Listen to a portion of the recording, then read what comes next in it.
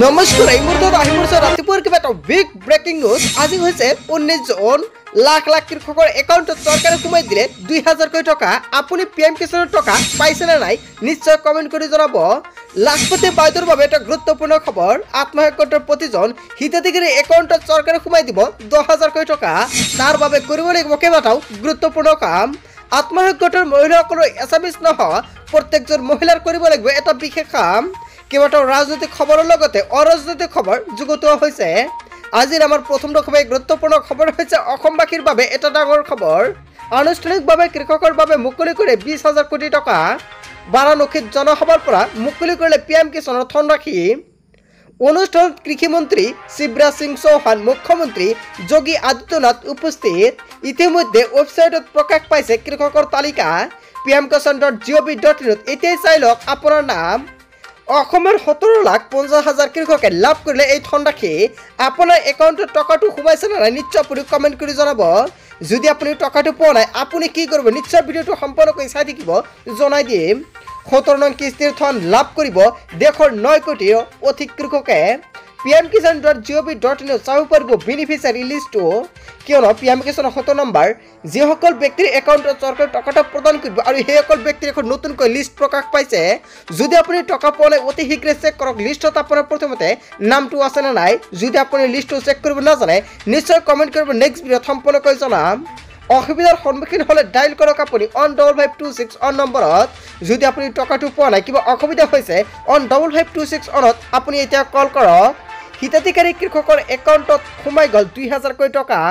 ধন সোমোৱাৰ লগে লগে আপোনাৰ মোবাইলত আহি যাব এখন SMS আৰু আপোনাৰ ফোনত মেছেজটো আহিছে নে নাই নিশ্চয় জনাব।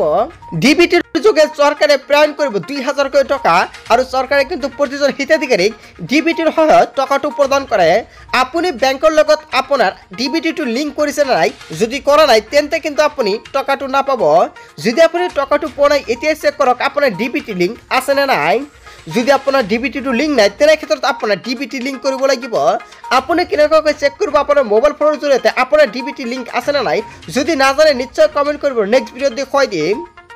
তাৰপিছত অসমবাসী ৰাজ্যত জনাইছোঁ আমাৰ 2 নম্বৰটো খুবেই গুৰুত্বপূৰ্ণ খবৰ, লগতে এটা ডাঙৰ খবৰ। অসম মন্ত্ৰীসভাত গুৰুত্বপূৰ্ণ ৰদবদল।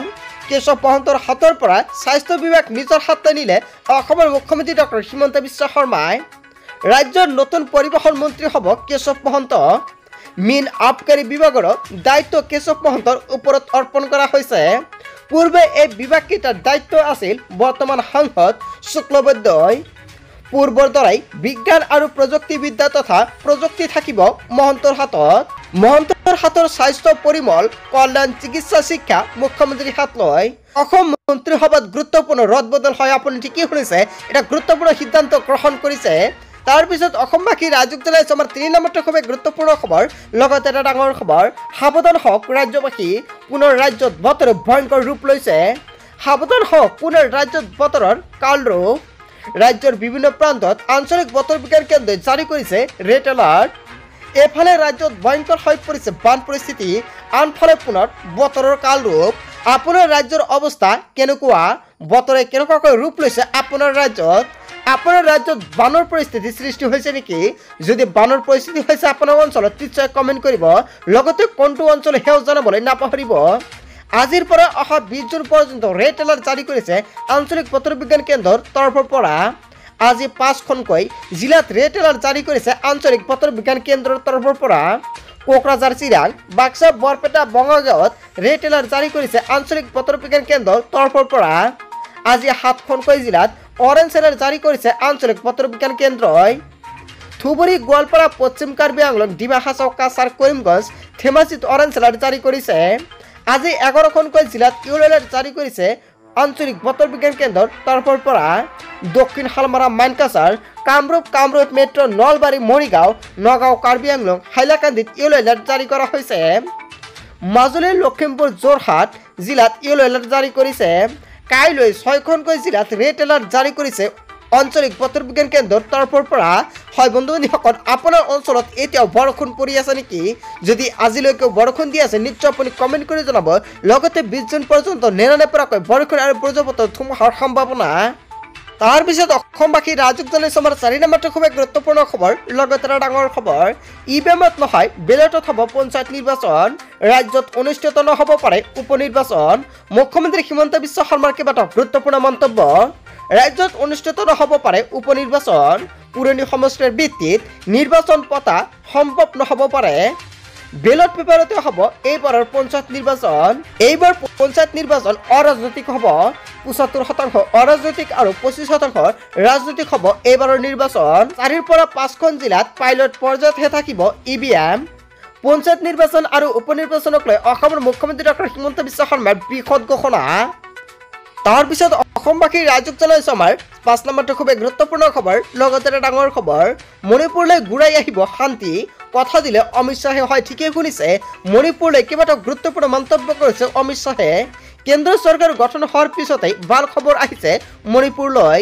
সমস্যা দূৰ হ'ব মণিপুৰবাসীৰ গৃহমন্ত্ৰী অমিত শ্বাহে মণিপুৰবাসীক দিলে আশা মণিপুৰলৈ শান্তি ঘূৰাই আনিবলৈ ব্যৱস্থা গ্ৰহণ কৰিছে কেন্দ্ৰ চৰকাৰে নিৰাপত্তা এজেন্সিসমূহক সজাগ থকাৰ নিৰ্দেশ চৰকাৰৰ হিংসাত্মক ঘটনা দূৰ কৰাৰ বাবে শীঘ্ৰে আলোচনাত বহিব গৃহমন্ত্ৰী অমিত শ্বাহে কেন্দ্ৰ চৰকাৰ গঠন হোৱাৰ পিছতে ভাল খবৰ আহিছে মণিপুৰৰ বাবে তাৰ পিছত অসমবাসী ৰাজুক জনাইছে আমাৰ ৬ নম্বৰটো খুব গুৰুত্বপূৰ্ণ খবৰ লগতে ডাঙৰ খবৰ জলপ্ৰলয়ৰ ঘটনা সংঘটিত হৈছে বানত বুৰিছে মধ্য অসম আৰু বৰাকৰ বিভিন্ন প্ৰান্ত ৰাজ্যত অব্যাহত আছে নিৰানেপৰা বৰষুণ নিৰানেপৰা বৰষুণৰ ফলত উফন্দি উঠিছে কেইবাখনো নদী নিৰানেপৰা বৰষুণৰ ফলত এনেকুৱাকৈ ভয়ংকৰ ঘটনা সংঘটিত হৈছে আপোনাৰ অঞ্চলৰ অৱস্থাটো কেনেকুৱা নিশ্চয় আপুনি কমেণ্ট কৰি জনাব লগতে বানৰ পৰিৱেশৰ সৃষ্টি হৈছে নেকি বছৰটোৰ দ্বিতীয়টো বানপানীৰ কবলত কৰিমগঞ্জ জিলা ভয়ংকৰভাৱে বৃদ্ধি পাইছে কুহিয়াৰ লংগাই আৰু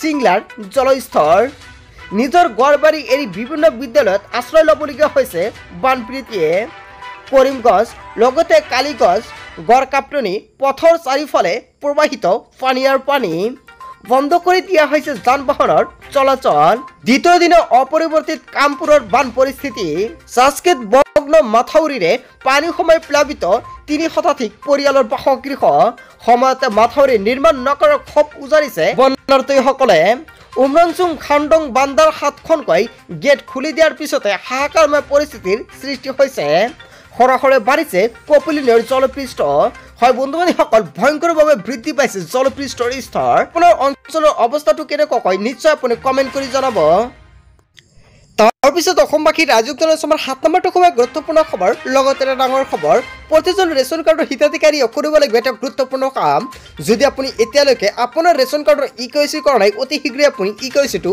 কৰি লওক আপুনি ৰেচন কাৰ্ডৰ ই-KYCটো কেনেকুৱাকৈ কৰিব সময়সীমা 15 তাৰিখৰ পৰা 25 জুন পৰ্যন্ত বান্ধি দিয়া হৈছে 25 জুনৰ আগতে কৰিব লাগিব আপোনাৰ এইটো কাম কিয়নো মাজত মাত্ৰ 6টা দিন বাকী আছে আৰু 6টা দিনৰ ভিতৰতে কৰিব লাগিব ৰেচন কাৰ্ডৰ প্ৰত্যেকজন হিতাধিকাৰী ই-KYC কৰাৰ কাৰণে চাওক ইয়াতে ৰেচন কাৰ্ডৰ জৰিয়তে নিয়মীয়াকৈ বিনামূলীয়া চাউল লাভ কৰাৰ বাবে হিতাধিকাৰী ই-KYC পৰীক্ষণ বাধ্যতামূলক হিতাধিকাৰীসকলে সংশ্লিষ্ট সুলভ মূল্যৰ দোকানত উপলব্ধ ই-পোষ্ট মেচিনত আঙুলিৰ ছাপ প্ৰদান কৰিব লাগিব বুলি মন্তব্য কৰিছে চৰকাৰে হয় আপুনি ঠিকেই শুনিছে ই-পোষ্ট মেচিনৰ জৰিয়তে আপোনাৰ ফিংগাৰপ্ৰিণ্ট দিব লাগিব নিশ্চয় মোৰ মোবাইল স্ক্ৰীনত দেখা পাইছে এইটো হ'ল ই-পোষ্ট মেচিন আৰু ইয়াতে কিন্তু আপোনালোকৰ সকলোৰে ফিংগাৰপ্ৰিণ্ট দিব লাগিব আৰু ফিংগাৰপ্ৰিণ্ট দিয়াৰ সময়ত চাউকিয়াতে কোৱা হৈছে সকলো সুলভ মূল্যৰ দোকানীয়ে এই বিশেষ দিনটোত তেওঁলোকৰ অধীনৰ সকলো হিতাধিকাৰী আঙুলিৰ ছাপ ই-পোষ্ট মেচিনৰ দ্বাৰা সংগ্ৰহ নিশ্চিত কৰিব হয় আপুনি ঠিকেই শুনিছে প্ৰতিজন হিতাধিকাৰীৰ বাবে এটা গুৰুত্বপূৰ্ণ খবৰ বন্ধুবান্ধৱীসকল গোটেই অসম তথা ভাৰতৰ বিভিন্ন প্ৰান্তৰ পৰা যুগুত হৈছে কেইবাটাও গুৰুত্বপূৰ্ণ খবৰ এনেবোৰ খবৰ নিতৌ পাই থাকিবলৈ চেনেলটি ছাবস্ক্ৰাইব কৰি ভিডিঅ'টো এটা লাইক কৰিবলৈ নাপাহৰিব সো থ্যাংক ইউ ফৰ ৱাচিং ফুল ভিডিঅ'